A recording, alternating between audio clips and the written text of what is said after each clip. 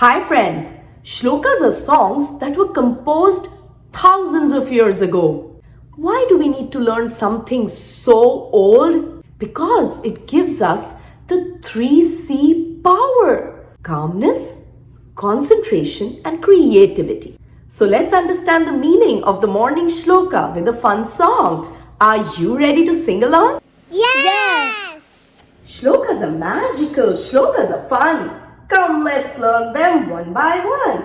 The morning prayer is first on the list. This one should never be missed. Open your hands and you will see at the tip of your fingers lives Goddess Lakshmi. The goddess of wealth is her name. She can really up your game. In the middle of your palms lives Saraswati. She's the goddess of knowledge and creativity. At your wrists lives Gauri, the goddess of strength. So let's pray to them to boost our confidence.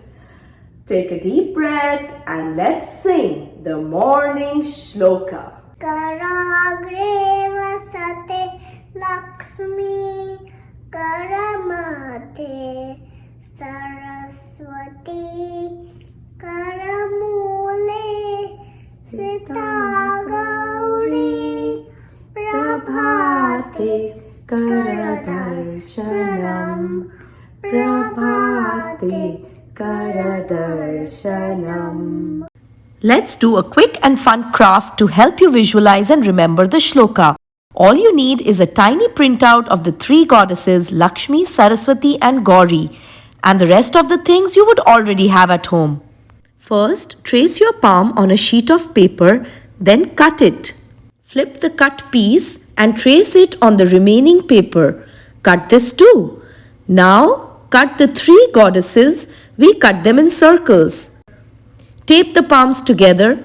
Color and add details as many or as little as you would want. Glue the goddesses in order in which they should go. If you're not sure, watch the Shloka again. There you go. You're all done. For smaller kids, you can paint their hands. Kids love this part and make impressions on the paper. Cut out the palm impressions and tape them together. Lastly, they can glue the three goddesses in order and you can sing the Shloka while doing this. If you liked our video, don't forget to like, subscribe and share our channel, Craft Culture Connection.